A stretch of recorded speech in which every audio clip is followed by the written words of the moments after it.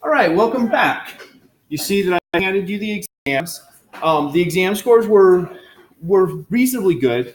I looked at the questions, like there was one question everyone missed. I looked at it, I was like, yeah, I can see why everyone missed it. I forgot which the question was now. I actually want to know. Yeah, I something like 16, but 16 plus or minus 1. I think 16 and 19 were ones students had a problem with. But I looked at them, and the ones that people had a hard time with, I thought, well, I mean, that makes sense. Those were kind of a little more nebulous or ambiguous.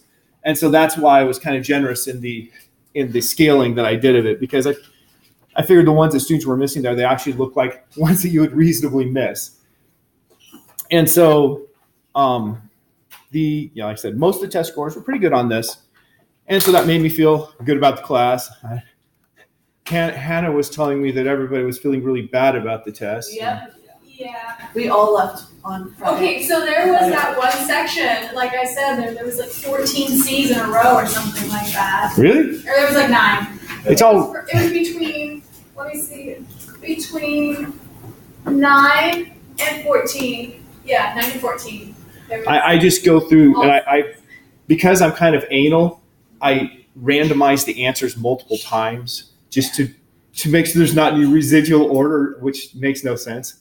But yeah, so it's all random, except for in my physics exams where I put them in I sort them in alphabetical or numerical order. I forgot to do it on 2 questions. So there were 2 adjacent questions that the answers were A, because I put the correct answer in first and then I sort them. But that's not your class. It's just embarrassment for me. All right. Any questions about the exam? I grade out of 41. So the score there, like on your sheet that shows what you answer on the Scantron, it gives you a number out of 49 and out of 41 for calculus. Test questions at all. Okay, you said you had a homework question. Oh yeah, I did too. Number 8, which is 2652. All right, let me. Since I have them all memorized, I'll just go ahead and answer. Not. that's how. No, the reason I said 2652 is for Hannah, who doesn't write the actual number of the question. Which is fine. It's just how it's written on the homework. Yeah, I didn't know that was. Log in Sesame. See, to me it makes sense when you remember. It's not astrology, it's astronomy. That's why I wrote it. It's really funny. I titled it astrology because it just sounded like fun. So we're looking at this homework assignment? Yes. It's the last homework assignment of the year. Crazy. Okay, if the Earth didn't spin on its axis but still revolved around the sun, which we'll talk about today,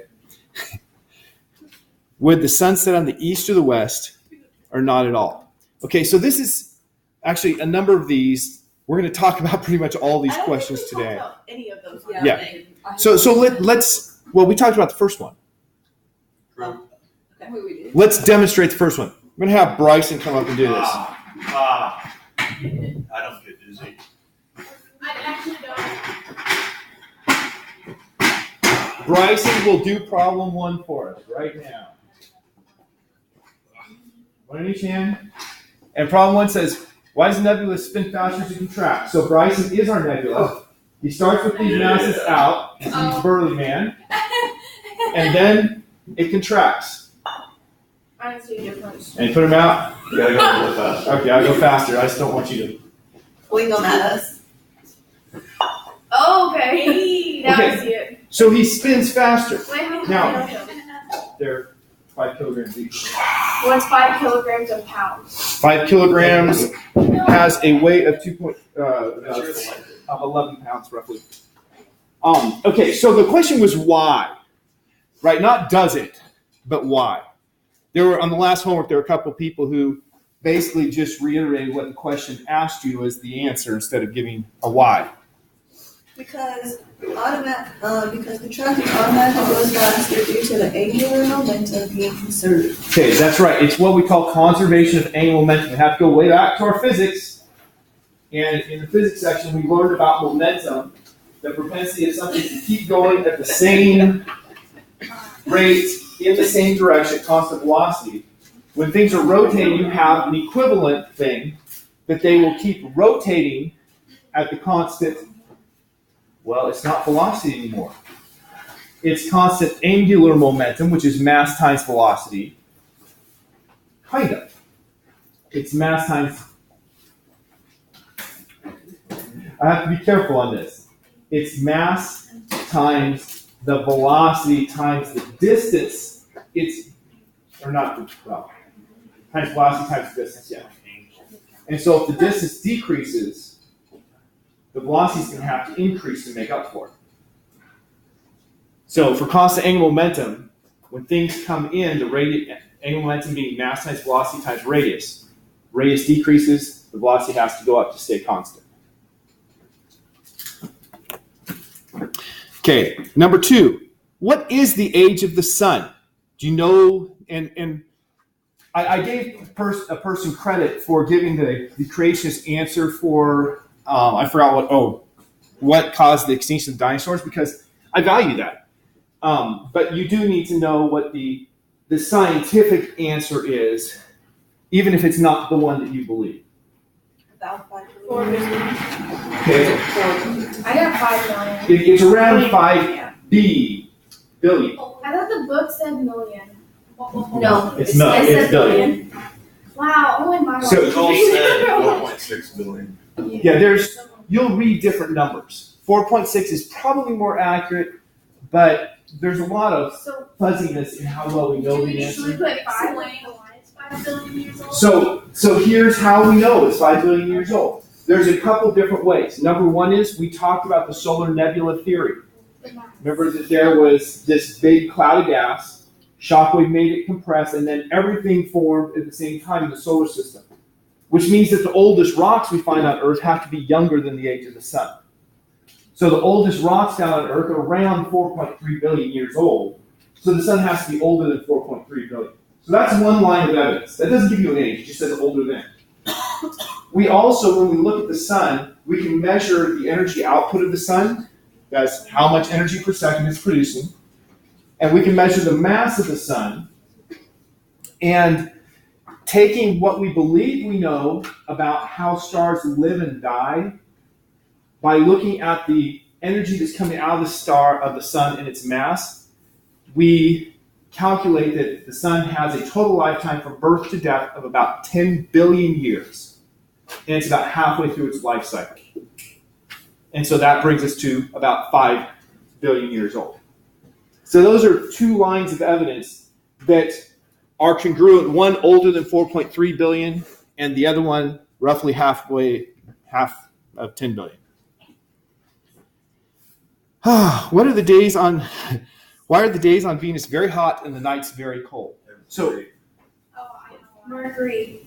You said Does it Venus. have an did I say Venus? Is it Mercury doesn't have because an atmosphere. Okay, Mercury has no atmosphere. Yeah. Atmosphere makes a really big difference for planets. A planet that has an atmosphere, such as Earth, has air to provide convection. With heating, we have conduction, direct contact, convection going through an intermediator like air, and radiation, which is like the sunlight getting to us. So if you have atmosphere, it will convect and it will spread the heat around, keeping things fairly constant. Wednesday, it's warmer if it's cloudy. The clouds will keep heat from escaping. Yes, escaping. isn't it kind of? Let's see. The water, especially water. Yeah, that's what I would say. Okay. The handoff. We just witnessed a drug deal here. Because technically, foods are drugs, right? So. Okay, so back to this. Atmosphere will help to keep temperatures constant. So on Earth, the fluctuation between the highest we ever get and the lowest we ever get is something like what? 140 is the hottest it'll ever get on Earth, roughly speaking. And like minus 60 is the coldest it'll ever get on Earth, roughly speaking. Those seem like a big range, but compared to planets without atmospheres, it's Isn't it not so like big. 430 and then like negative 170 or something? Okay, so if we talk about Mercury, Mercury, it goes from really hot to really cold. And so we had some answers. Number one is lack of atmosphere is an important piece. And then somebody else answered the other things. Mercury in relationship to the sun is closer. And so just like a fire, if you get closer to the fire, you're going to get warmer. And so since Mercury's close, the side that's close to the sun, that's pointing to the sun, will get really baked. The side that's away from it's not getting any heat. It has no atmosphere to spread the heat around. And so the side away is going to really cool down. So that's why it has such extreme temperatures, because it's close to the sun, it has no atmosphere. Okay, the next one. What are the days on Mercury? Oh, that was the next one. Why is Neptune bluer than Uranus? I was looking in the book and they In tell the, you to pronounce it Uranus. They do. I know I've looked it up and both are acceptable. Anyway, to answer your question, it's because Neptune has more methane and ammonia. Okay. It's the methane in the atmosphere. What was it? Got it. It's the methane in the atmosphere. They both have similar colors because they have similar atmospheres. But we believe that there's more methane in Neptune, hence bluer, right? A little less in Uranus, or whatever. Why don't eclipses occur monthly or nearly monthly? This one I think we answered when Bryson, I don't know. We answered it before we even got to astronomy. Is it because it's a moon? And what else was it? I can't remember what other answers were. Okay, well, what is an eclipse? It's when the moon is in Blocks front of the the sun. sun, according to us. Okay, there are two types of eclipses. There's a solar eclipse and a lunar eclipse. And we can illustrate these eclipses here. I'll have Hannah help me here. So I will have Hannah and Amber. And who wants to be the sun? Me. Well, no, one of those two. Sorry. Oh. I'm sorry. I should have asked the volunteers. Who wants to be the sun? Okay, so Hannah's the sun. So Hannah, you're far away from us. I'm the Earth. Wait, how far? That's fine. Okay, so here's the deal. You're going to be the moon. I'm the Earth. And so what does the moon do? It goes around the Earth. So as she goes around right here, stop. Okay, come right here. Right here, she's blocked from seeing Hannah by me. Was that on the full moon? And so that's this. Well, go off just to the side. We see the moon lit up by where the sunlight's hitting. Yeah. So in this situation, the sunlight would be hitting the part facing me, and it would be a full moon. So this is a full moon orientation because she's on the opposite side of me as the sun. But when she goes directly behind me, then we can't see the sunlight hitting it because it's in my shadow. So that's a lunar eclipse when the Earth's shadow falls on the moon. Now she keeps going around. By the way, right here, this would be a half moon per quarter because now I can see half of her lit up by the sun. This half's lit up by the sun, this half's not. Okay, keep going. In this situation, now it's a new moon because I'm seeing the side of her that's not lit up by the sun.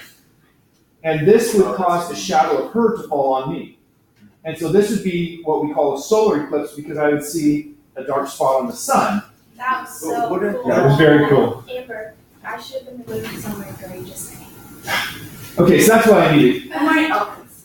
Wouldn't that happen Elephants are all the time? though? Elephants are Okay, that's what the question is. The question is why doesn't it happen all the time then?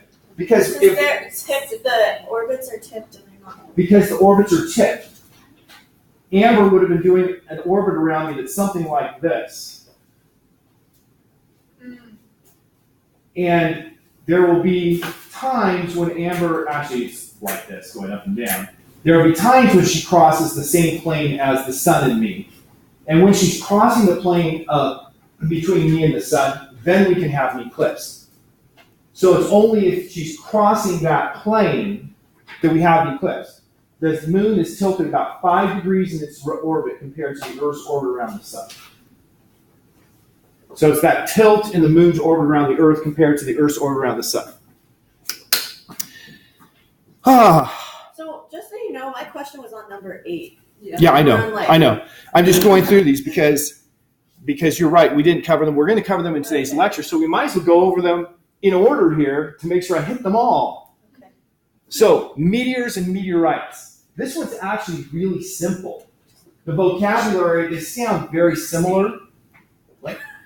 You triggered it. I finally figured out I've got Siri completely turned on my No, on my stop watch.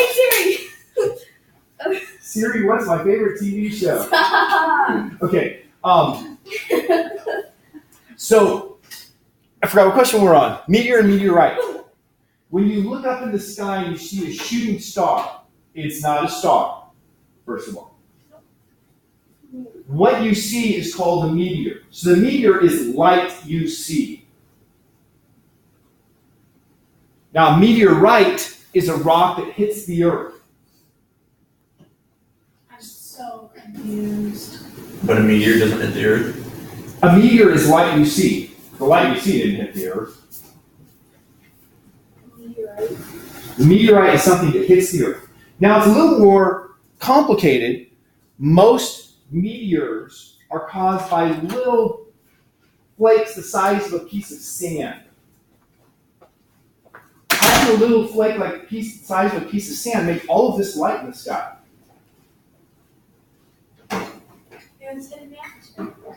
That's exactly right. Burning. It's hitting atmosphere. It's actually not the burning that we see. That's happening. But what it's doing is, because it hit atmosphere, it got ionized. Remember from chemistry, ionization, you knock electrons off. And because it has the electrons knocked off and it's traveling really fast, now it's going to interact with atmosphere that's fairly far away, meters away. And what it's going to do is excite electrons in the atoms in the atmosphere as it passes by. Then the atoms in the atmosphere, the electrons went to higher energy levels, what are they going to do? If I take this and I raise to a higher energy level, I let go, what's it going to do? Fall. Fall back down. And when they fall down, they give off light. And so the meteor, you're actually seeing light coming from the atmosphere because of the interaction with the little, generally grain of sand-sized object going through. Eventually that grain of sand does burn up, meteor stops. So the meteor is just the one that hits the atmosphere and then you see it and it bounces off. Well, no, the meteor is the light you see. The light you see. And most of them are what I described, but not all of them. Okay. Some of them are big rocks. So a meteorite is when a It rock breaks through that. A rock A bends. meteorite is when the rock actually hits the earth and you have that rock. Is that only Earth, or can it be any planet that we're... Well, there could be on other planets too, but we're very Earth-centric right now.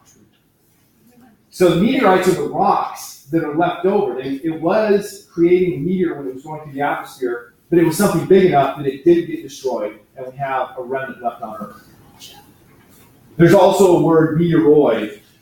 A meteoroid is the name for the object before it becomes a meteorite. It's kind of like the difference in magma and lava. It was magma below the Earth's surface of the Earth, and lava above the surface of the Earth. So Meteorite is when it's on the Earth. Meteoroid is when it's not on the Earth. how do you explain you get that answer? How do you explain that you get that answer? Well, the key is, I know that a meteor is light, and a meteorite is a rock that hits the Earth. So they're just fundamentally different definitions. So it But would the words are so similar. So it would be correct to say that a meteor is the light that you see from a particle hitting the atmosphere. Mhm. And a meteorite is when a rock breaks through the atmosphere and hits the earth. All right, moving on. We are getting really close to Amber's question. Now, remember, for these ranking ones, you need to give some reason. Rank these plants in order from longest to shortest year. This one is, it's what? Sleepyhead. Okay, so she has an answer there. That's what I have too. The closer a planet is to the sun, the shorter its year is. So for your explanation, you need to say, the closer it is to the sun, the shorter its year. Hence, the one closest to the sun has the shortest, and it's going to be last. The one farthest from the sun has the longest, it's going to be first. We call that, there's a law Johannes Kepler came up with, and so that's Kepler's second law, I believe. And the equation is the period, which is the time for one orbit, what we call a year, squared, is equal to the average distance from the sun cubed. So there's actually a mathematical relationship that Kepler came up with to allow us to calculate that. Now, the question that Amber has been waiting for very patiently. If the Earth didn't spin on its axis but still revolved around the sun, would the sun set on the eastern horizon or on the western or not at all? So, Hosanna, you will be my model today for this. So, go up there. I'm the sun, Hosanna is the earth. So Hosanna sees me, right? And when she's facing directly at me, we would say, okay, that's new. Now what normally happens is Hosanna goes around the desk and she rotates the direction that she is going, like that. So right now it's twilight, now it's nighttime. Now the sun is rising on her left shoulder, now it's noon. Am I still supposed to rotate? Now the sun is, yeah. That was a fast day just now. Yeah, it's okay. Just keep going. Just keep going. Okay, so we come around and we've gone through. I don't Am I know. supposed to face you? It doesn't matter. For Mercury, it matters, but ours is not. Okay. I mean, it varies a little bit. Are we keep Okay, going? so that's how it works. That's why we have the sun rising and setting, because of her rotation. Now, the question says, I have to get closer so I can read it. If the Earth didn't spin on its axis but still revolved around the sun, would the sun set on the eastern? Oh, no, we did something wrong here. What did we do wrong? She should be She wasn't going around me. I should have been in the middle. Okay. So it should have been like this. Sometimes Good. I So you do don't- that. Yeah. So now, okay. So start here. I will sit here on the desk. It So would I'm, just set once a year. okay. So you need to keep your face pointing toward the blackboard the entire time, or the screen the entire time. Okay. Okay. So go ahead and do it. Okay. It's sundown right now. Keep going. Okay. So it's nighttime now. Keep going. Sunrise Sunset. and noon. So how many days do we have in a year if she didn't rotate? One. One. Now, question. There's two questions. Will we still have days and nights? Yes. Yes. How would the day compare? It would be long. Longer. Now, we still need to, because we need to go back and do the one that I did wrong the first time because I was standing in the wrong place like an idiot. Okay, so now when the sun set in this example, which shoulder did it set over? Her left shoulder or her right shoulder? It's set on her left. Now I want you to do the rotation. So, no, rotating the other way. So now with the rotation, which shoulder is it set over? Right. The right. So we know that by our rotation, the sun rises in the east. So if the right shoulder is the east, then if she wasn't rotating, It would rise in the The left. sun rose. thank you. Yay. The left is the east or the west. Wait, does it say set or rise? Wait, I don't know, but if you know one, you know the other, right? If the Earth didn't spin on its axis, the sun around the sun, would the sun set on the east, or on the western, or not at all? Okay, so the right shoulder was the east or the Eastern west? horizon on the western horizon, not at all. That's interesting the way it is laid out there. The western horizon. So, Was that right? It rises in the west. Or It would- rises in the east. Well, it was the opposite shoulder with our demonstration, so it would rise on the opposite side. Oh, so it's rising in the east. Wait.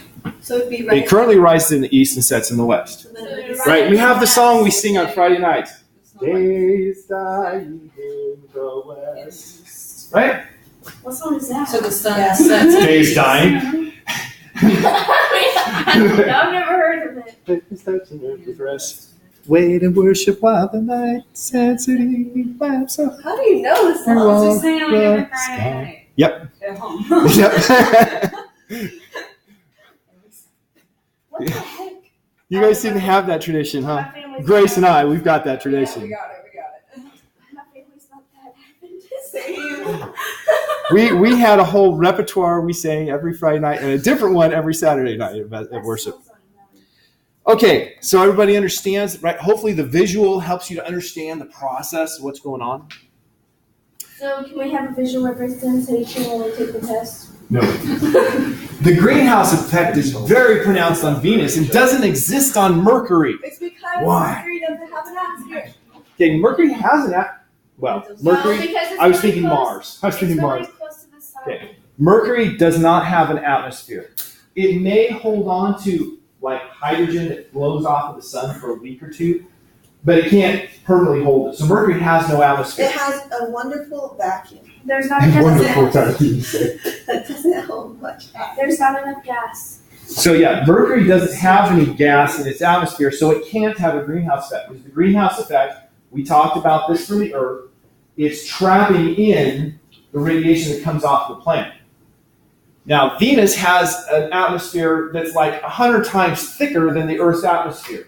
Nice. And so it traps a lot of radiation, keeping the surface temperature of Mercury hot enough to melt lead.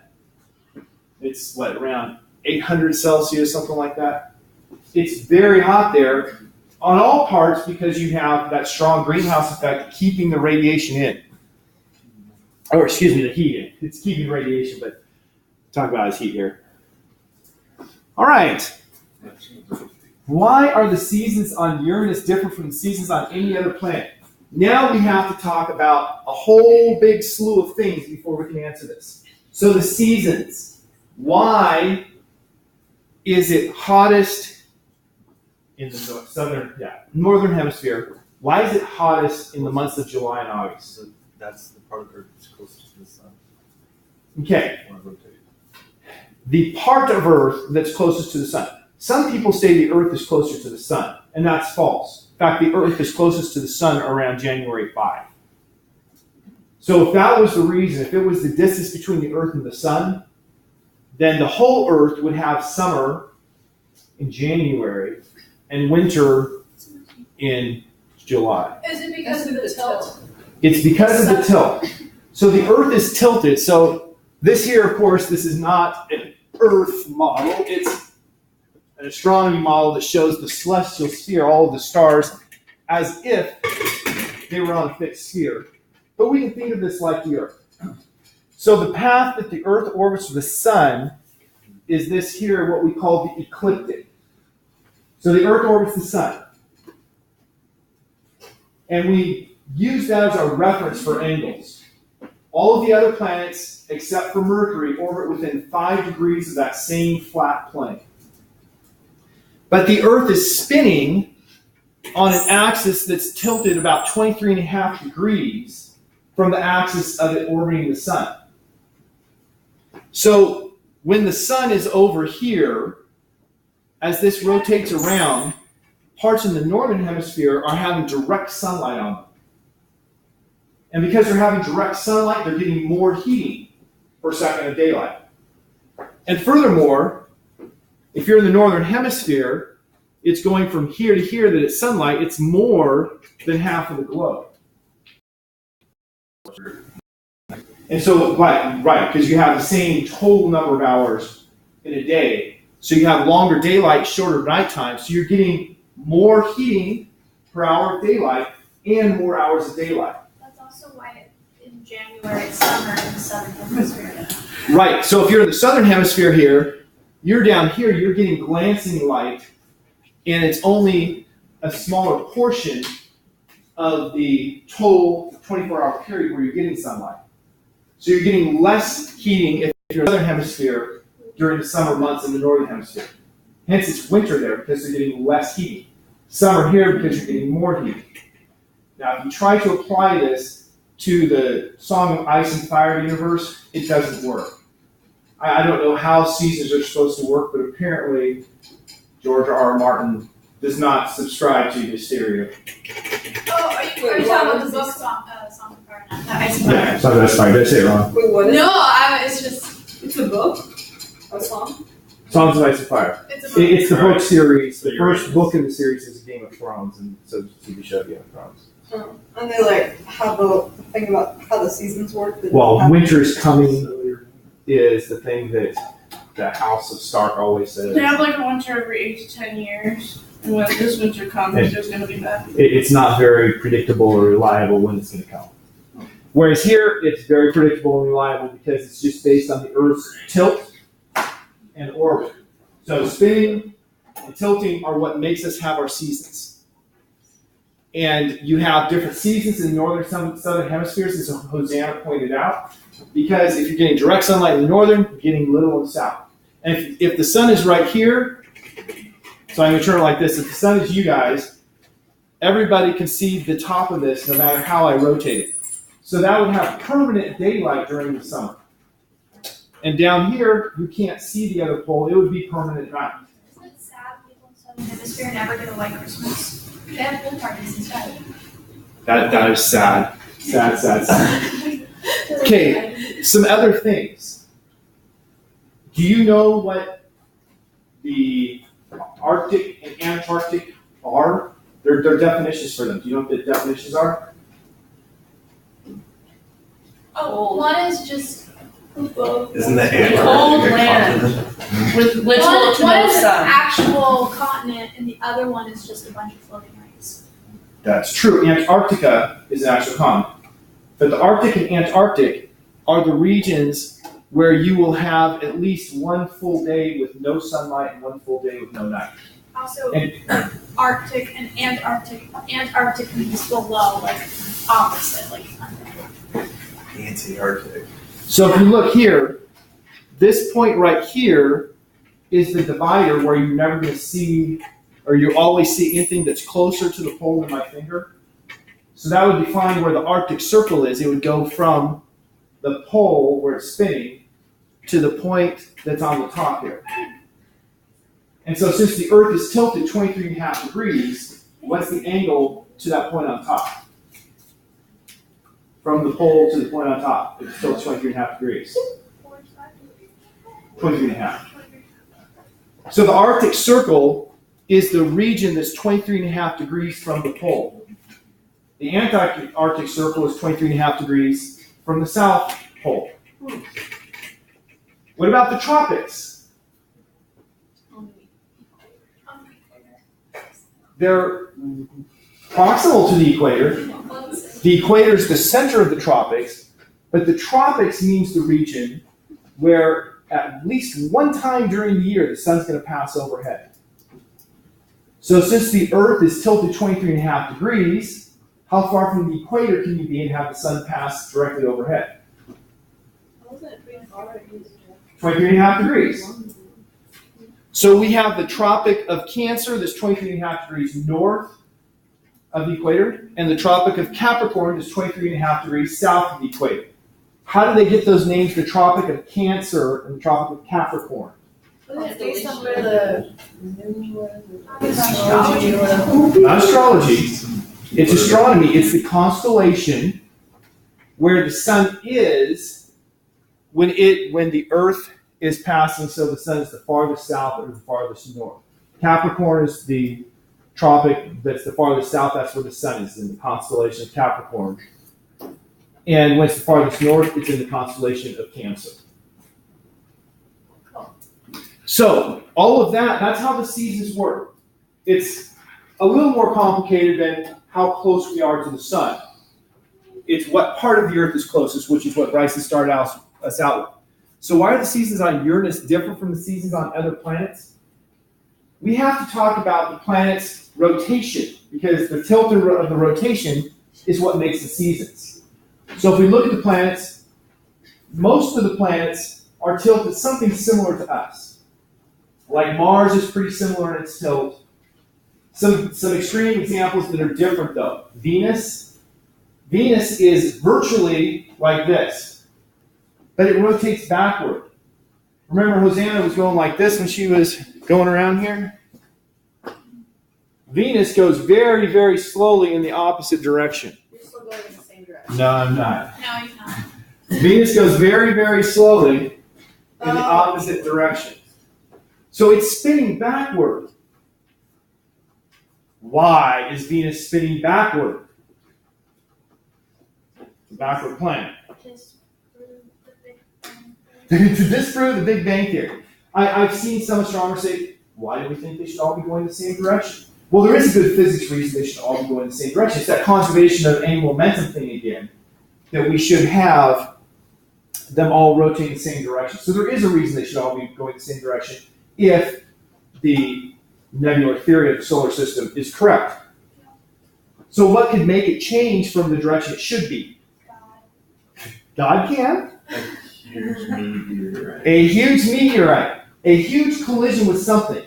The belief is it probably wasn't what we consider meteorites today. It probably was a protoplanet, something that was forming like a planet that collided with it. With a big collision that caused it to shudder and change direction of spin. Just like if I was here and Bryson came and ran into my right shoulder, I'd start spinning that way. So it's believed that's what causes Venus to spin backward very slowly. So what about Uranus? Because this question is about Uranus. It has a 98-degree tilt, and it's basically on its side. It's spinning like this as it goes around. Weird. And so 98, we usually approximately say it's just about on its side. So when it's here, if the sun is that celestial sphere, you're just going to have normal days. Everywhere on the planet the same. But when it comes over here, you have a winter and a summer. Who's having winter? This side here is having winter. It's going to be no sunlight here for like 40 years. This side here, it's going to have sunlight continuously for like 40 years. So you're going to have really extreme seasons because one side's pointing directly at the sun with no night. The other side's pointing directly away from the sun with constant night. But it is a planet with a big gas atmosphere and water, so that's going to make the seasons not as wacky as they would be if it was Mercury doing that. Well, isn't it also like the planet doesn't have any internal source of heat? I believe it does not. The Saturn and Jupiter still do, but Mercury, Uranus and Neptune don't. But those are not really affecting their seasons. They would affect the surface temperature, but not the seasons. Okay, we only got two left. Is the fact that we only see one side of the moon evidence that the moon spins or that it doesn't? Did you know that we only see one side of the moon? Yep. I learned that from Disney. From Disney. Yeah, Dark Side of the Moon. Ah. So That's the side. Okay, so some people will say there is no such thing as the dark side of the moon because Only half. the sun is always lighting up one half and not lighting up the other half. And the part that's being lit up by the sun varies. And so the people who say there's no dark side of the moon say, because every part of the moon over the course of a month is going to be lit by the sun, there's no dark side. Other people are like me and more pedantic. Right now, half of the moon is lit up and half of it's the dark side. Oh, I thought it just meant like that's what we could see. Like, not that it doesn't get lit up. It's just And that could be a third interpretation. And with that interpretation, then there's a really easy permanent answer. Because the moon is locked, it's tidally locked. We talked about tides. What causes tides? The moon and the sun. Moon's gravitational pull on constant. Okay, the differences in the moon's gravitational pull from one side to the other side. It's stronger on the side that's closer to the moon. So you can jump higher during the high tide.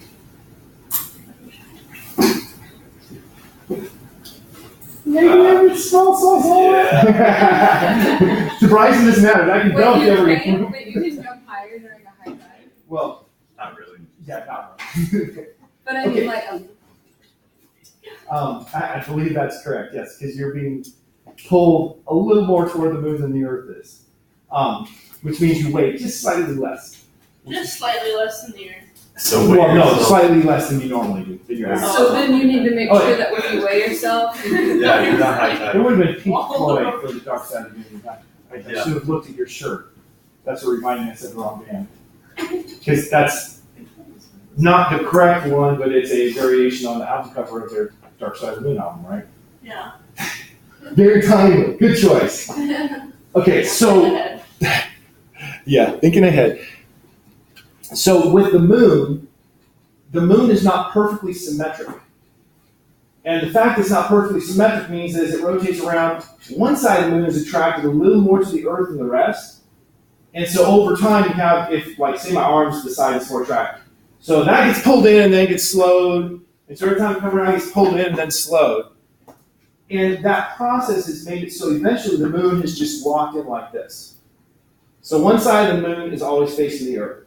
Now the moon's orbit is not perfectly uniform, as it does speed up and down a little bit. So there is just a little bit of variation, but essentially as the moon goes around, the same side of the moon is facing the Earth all the way around. So if you watch me being the moon, am I doing a rotation? Yes.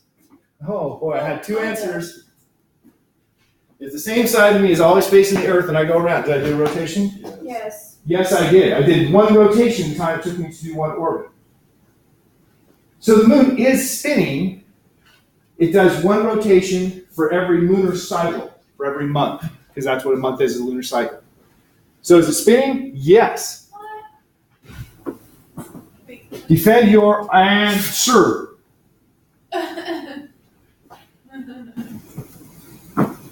Wait. I don't know how that happened, but I thought the moon didn't spin. It's locked so the same side is facing us, but in order for the same side to face us, it has to So do it's one it's rotation just every one month, rotation every moon year. which is a month, yes. A moon year is what we call a month. rotations. What? So then does it only have 12 rotations, or does it have... Well, 13, because there's actually 13 lunar cycles roughly in a year. I think we should call it 90. But is it only 13 per year, or does the number, like, does it change? No, it's constant. It's not exactly 13, but it's close to 13. Okay. Since we're here, a meteor is only visible once, but a comet may be visible at regular intervals throughout its lifetime. Well, here we have to understand the difference between a meteor and a comet. So a meteor, what's the ultimate fate of a meteor? Crash. Is it crashes to the Earth or? Technically, a It's meteor gets smaller until it crashes disappears. to the Earth. Well, if it crashes to the Earth, it'll be a meteorite, It's right? gonna be like, Exactly. But they say It could be like a meteor. shooting star. Meteor is called a shooting star. But its ultimate end is either it crashes into the Earth Or somewhere else. or it burns up. that's what I was saying. I didn't hear that. No. Oh, that's what shh meant. Okay. We weren't communicating effectively. Okay, so we have, those are the two ultimate outcomes. Why? Because they came into the Earth's atmosphere. Oh, a comet doesn't. A comet Wait, does what was not. the actual answer of 11? Actual answer? Yes. It has to spin. It has to do one rotation for every orbit. Oh, yeah, okay. Okay, so meteors are sand grains or rock type things, asteroids, that come into the Earth's atmosphere and either burn up or hit the Earth. So there's no return trip for a meteor. It's one and done. But comets, they come from out there like where Pluto is. There's a lot of icy objects just like Pluto out there, some bigger, some smaller. And if they get just right, they can come careening in toward the sun. If they get too close to the sun, they're one and done. That's what happened a few years ago. We were supposed to have a Christmas comet that was going to be outstanding. But in its first passing, it got too close to the sun, it got destroyed. Isn't it also because a comet has an orbital plane? No. No? I read in a book that it said a comet has an orbital plane. They do, but that's not relevant to our answer. So the comets, they don't come into the Earth's atmosphere. If they come into the Earth's atmosphere, that's probably going to be bad for us, because then we're going to have a great impact probably. But they're usually just flying through the solar system. And they don't hit anything. They do, as we said in class Monday, they do sublimate because of the sun. So they're going to lose some mass. So they only have a finite number of trips. Comets can't keep coming forever. Because each time a comet comes close to us, it's going to have some of its mass that gets sublimated. That's where we get our meteor showers from, in fact. Meteor showers occur because there's clouds of dust and debris left over by comets. And when the Earth passes through a cloud of cometary debris, we have a meteor shower. So meteors are caused by comets, most of them. But the comets will do many orbits before they lose enough mass to dissipate or to disappear. Unless they do something like fall into Jupiter. We've seen that happen, maybe not in your lifetime, but in mine. Or get destroyed by the sun. Something definitely happened within your lifetime. Yeah. So are the planets like equally spaced apart? No. Like, and how so? Is there like one place where there's like a big gap? There was a theory at one point that there was an order to the spacing, but that theory breaks down and nobody thinks that there's any good reason for it. There can be resonances set up, and so there was a reasonable cause to think that might be. An example of a resonance, and I got to talk about this because it's one of the most interesting things about Mercury. Mercury being so close to the sun, of course, has a very strong pull on it. And Mercury's orbit around the sun is not close to circular. Kepler has 3 laws about planetary orbits, and the first law is that the planets do elliptical orbits about the sun. What's an ellipse? An ellipse. That's when it happens it's dark, right? No, that's eclipse. No, that's close though. Ellipse. An ellipse is an oval shape. It's mathematically defined oval. So the planets are doing elliptical orbits about the sun with the sun at one of the focal points. For a circle, the focal point is the center. For an ellipse, you stretch it out and you have 2 focal points. And Mercury has an elliptical enough orbit that it's not possible for Mercury to be like the moon and be locked with one side always facing the sun. And so it does the next best thing. It has what we call a 3-to-2 orbital resonance. It does 3 orbits in 2 days. How bizarre is that? It's really fast. It's a slow day. It's Will the day have more hours, or would it still be? yes, their days are much longer than ours on. Well, their days. There's nobody on Mercury, of course, but it has much longer days because it's locked in this orbit. And well, we have sent 2 spacecraft now to explore Mercury. If we look at Jupiter, Jupiter has some moons that Galileo discovered that we call the Jovian planets. And so let's see if we can get to some of this. Do you believe that there are other planets with life? I believe there are because the Bible talks about the representatives from different worlds meeting in heaven. So I take that as evidence that there must be. Do you think they're kind of like watching us too? Like we're like that project? Once Do you again, think movies about us? I don't think. I think we're just one big reality TV show for them. Exactly. I'm wondering. Stay tuned on Justin. They could be in the black holes. my understanding of the great controversy is that yes, we are a witness to the other I'm worlds. not feeling Justin today. Let's look on Dr. Webb. I know what he's doing today. Yeah. I'm sure that's one of the highlights I of have a question. nobody's schedule. Yes. We have 2 minutes left. We don't need a PTQ, right? We've talked about a whole lot of stuff today. I wrote 3 questions. But I'm still no homework. It's the stuff I was supposed to lecture on today. So I was lectured on the stuff that I was just doing the order based on what the questions were.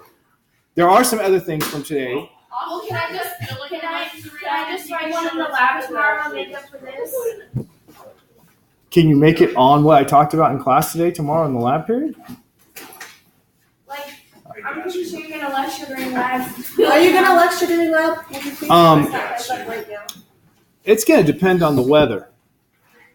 If it's rainy, yeah, I'll lecture. Because our lab requires clear weather. Oh. What are we planning to do for lab? To measure the size of the sun. Oh. Are we going to look at it? I can bring my glasses. Not directly looking at the sun, no. I had my We're gonna be looking my at shadows. glasses from the Yeah, the eclipse. I do too, because there's another one that's going to be, well, it'll be very close to full, but partial here coming up in another, 5 years? Yeah, the full one, even the full one, and like King. I don't remember where my glasses are. Okay. So let's talk about things in order here. The sun is our nearest star. The sun, here it says 4.5 million tons of mass are converted to energy each second. The sun is undergoing nuclear fusion, the same thing that's occurring with a nuclear bomb. Well, a nuclear bomb, a hydrogen bomb. I need to be more specific. There's two kinds of bombs. There's atomic bombs. There's fusion bombs. There's fission bombs and fusion bombs. It's the same thing as a fusion bomb, which is the more powerful bomb. 4.5 million tons of mass each second. That is a lot of mass per second that the sun is losing. But the sun's mass is enormous. The sun has a mass of 2 times 10 to the 30th kilograms. So even though it's converting huge amounts of mass per second, as a proportion to its mass, it's minimal. It's mostly hydrogen, helium, and we should have played the song, but we didn't. Question for you as you leave. Strictly speaking, every second that passes, the mass of the sun, what happens? It decreases. Okay, have a great day. I'll see you for lab tomorrow. And like I said,